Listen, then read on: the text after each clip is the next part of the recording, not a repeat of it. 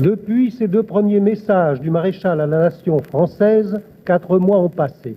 À l'appel du chef, à son exemple, la France unanime a répondu.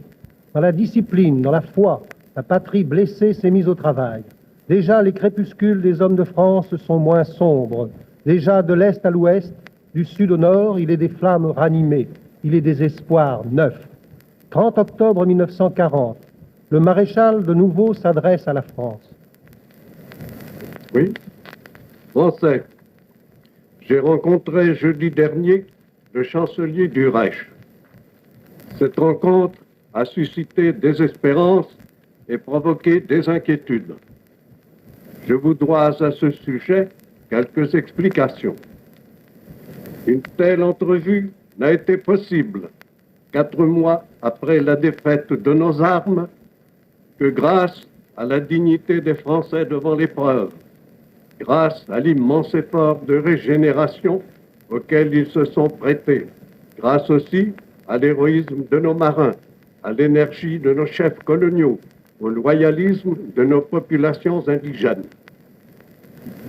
La France s'est ressaisie. Cette première rencontre entre le vainqueur et le vaincu marque le premier redressement de notre pays. C'est librement que je me suis rendu à l'invitation du Führer. Je n'ai subi de sa part aucun diktat, aucune pression. Une collaboration a été envisagée entre nos deux pays. J'en ai accepté le principe.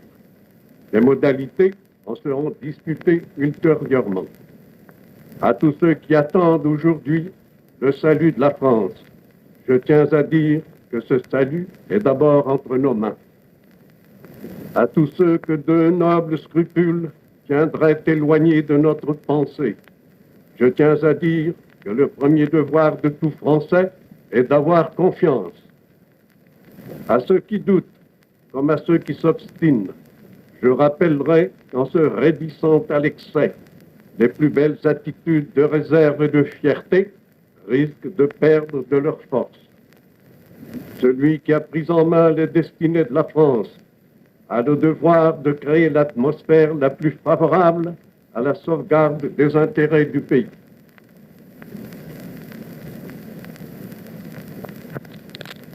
C'est dans l'honneur et pour maintenir l'unité française, une unité de 10 siècles, dans le cadre d'une activité constructive du nouvel ordre européen, que j'entre aujourd'hui dans la voie de la collaboration. Ainsi, dans un avenir prochain, pourrait être allégé le poids des souffrances de notre pays, améliorer le sort de nos prisonniers, atténuer la charge des frais d'occupation.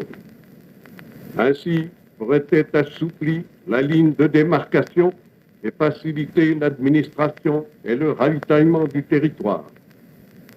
Cette collaboration doit être sincère. Elle doit être exclusive de toute pensée d'agression.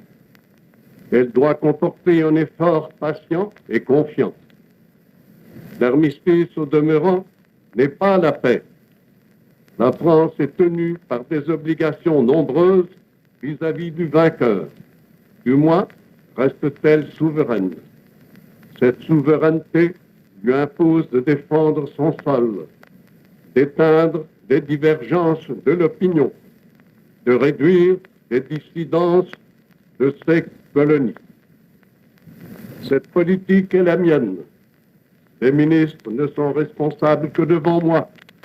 C'est moi seul que l'histoire jugera. Je vous ai tenu jusqu'ici le langage d'un père. Je vous tiens aujourd'hui le langage du chef. Suivez-moi. Gardez votre confiance en la France éternelle.